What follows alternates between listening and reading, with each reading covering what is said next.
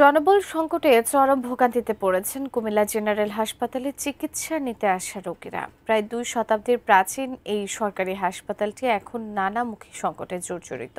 কোথাও এক কক্ষে চলছে একাধিক বিভাগের চিকিৎসা কার্যক্রম, কোথাও আবার 9 জন চিকিৎসক বসে আছেন গাদাগাদি করে।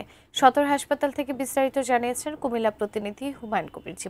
জীবন কি জানাবেন আমাদের? সদর হাসপাতালে এবং এই সদর হাসপাতালে যারা দূর দূরান্ত থেকে সেবা নিতে আসেন তারা কিন্তু আসলে ভোগান্তি পোয়াচ্ছেন। বিশেষ করে আমি এই মুহূর্তে ইমার্জেন্সির সামনে যেখানে আসলে টিকিট কাউন্টার রয়েছে, এখানে কিন্তু ঘন্টার পর ঘন্টার অনেক যারা নারীরা রয়েছেন তারা কিন্তু আসলে দাঁড়িয়ে আছেন এবং ভোগান্তির শিকার হচ্ছেন। বিশেষ করে আমরা এই হাসপাতালে বিভিন্ন ডিপার্টমেন্টে ঘুরে দেখছি, অনেক জায়গায় কিন্তু আসলে ডাক্তার নেই এবং সেখানে কিন্তু আসলে জরাজীর্ণ অবস্থা, অপরিচ্ছন্ন অবস্থায় কিন্তু যারা রোগী আসছেন তারা কিন্তু আসলে আরও অসুস্থ হয়ে যাচ্ছেন। তো তাদের দাবি যেন এই হাসপাতালটি আসলে যেন যত দ্রুত সম্ভব যে হাসপাতালটি জনবল বৃদ্ধি করক, সেই সাথে যেন সঠিক সেবাটা যেন তারা পায়, সেটাই তারা চাচ্ছেন। আমরা 2-1 জন যারা এখানে লাইনে দাঁড়িয়ে সেবা নেওয়ার জন্য এসেছেন তাদের সাথে আমরা একটু কথা বলতে চাচ্ছিলাম।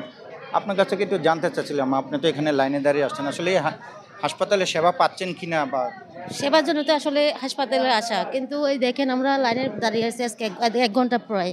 তো ওই টিকিট কাউন্টার বন্ধ, সবগুলো টিকিট কাউন্টার এখনো খোলে নাই।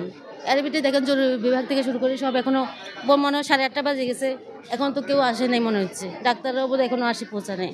তো আমরা চিকিৎসাতে এইরকম ভোগান্তিতে সবসময় শিকার হইতেছি। ধন্যবাদ। আপনি শুনছিলেন যে আসলে এখানে যারা সেবা নিতে আসছেন তারা কিন্তু আসলে বলছিলেন যে তারা সীমাহীন ভোগান্তি পোহাতে হয়। মূলত আসলে যারা দূর দূরান্ত থেকে এই হাসপাতালে সেবা নিতে আসছেন, যারা ভোগান্তির শিকার হচ্ছেন, তারা বলছেন আসলে জনবল সংকট কাটিয়ে যেন সদর হাসপাতালটি উন্নয়ন করা হয়, সেই সাথে যেন এই হাসপাতালের সঠিক সেবাটা যেন তারা পায়, সেটাই তারা দাবি জানিয়েছেন। এই ছিল কুমিল্লা সদর হাসপাতাল থেকে সর্বশেষ।